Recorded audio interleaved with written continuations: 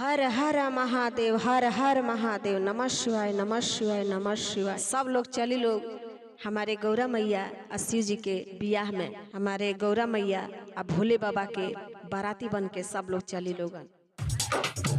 अरे बने गईली दुल्हन हो गौरा रानी, बने गईली दुल्हन हो गौरा रानी, बने गईली दुल्हन हो गौरा रानी, बने गईली दुल्हन हो गौरा रानी।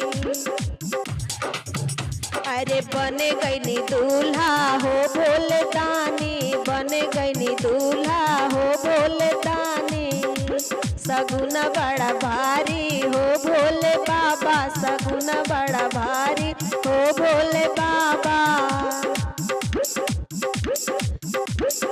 ब्रह्मा जी आईनी बन के बराती, सरस्वती आईनी बन के बराती, ब्रह्मा जी आईनी बन के बराती, सरस्वती आईनी बन के बराती। बेदलिए आईनी हो भोले बाबा, बेदलिए आईनी हो भोले बाबा। सगुन बड़ा भारी हो भोले बाबा, सगुन बड़ा भारी हो भोले बाबा।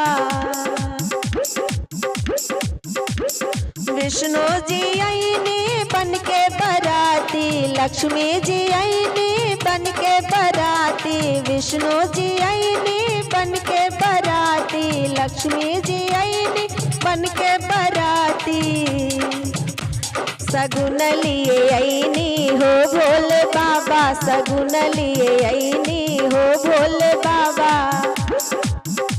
सगुन बड़ा भारी हो भोले बाबा, सगुन बड़ा भारी हो भोले बाबा।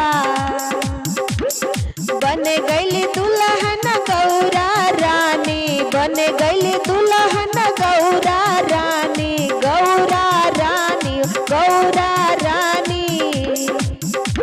अब बन गईले दूल्हा हो भोले दानी, बन गईले दूल्हा हो भोले दानी। सगुन बड़ा भारी हो भोले बाबा, सगुन बड़ा भारी हो भोले बाबा।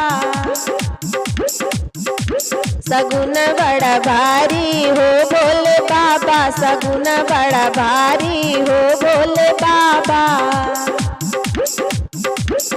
राम जी आईनी, जय हो भोले बाबा की। राम जी आईनी बन के बराती, राम जी आईनी बन के बराती, सीता जी आईनी बन के बराती, सीता जी आईनी बन के बराती। सगुन बड़ा भारी हो भोले बाबा, सगुन बड़ा भारी हो भोले बाबा, सगुन बड़ा भारी हो भोले बाबा। सजी धज गईली हो गौरा रानी, सजी धज गईली हो गौरा रानी, गौरा रानी हो गौरा रानी। सजे भोले बाबा, सजे भोले दानी हो भोले बाबा, सजे भोले दानी हो भोले बाबा। सगुन बड़ा भारी हो भोले बाबा, सगुन बड़ा भारी हो भोले बाबा। बन के बराती कृष्णा जी आईनी, बन के बराती राधा जी आईनी, राधा जी आईनी हो कृष्णा जी आईनी। सगुन लिए आईनी हो भोले बाबा, सगुन बड़ा भारी हो भोले बाबा, सगुन बड़ा भारी हो भोले बाबा। बन के बराती हो नारद जी आईनी, बन के बराती हो नारद जी आईनी, नारद जी आईनी हो नारद जी आईनी। सगुन लिए आईनी हो भोले बाबा, सगुन लिए आईनी हो भोले बाबा, सगुन लिए आईनी हो भोले बाबा। दुल्हन बन गईली गौरा रानी, दुल्हन बन गईली गौरा रानी। बने दुल्हा बन गईले दूल्हा हो भोले बाबा, बन गईले दूल्हा हो भोले बाबा, बन गईले दूल्हा हो भोले बाबा, बन गईले दूल्हा हो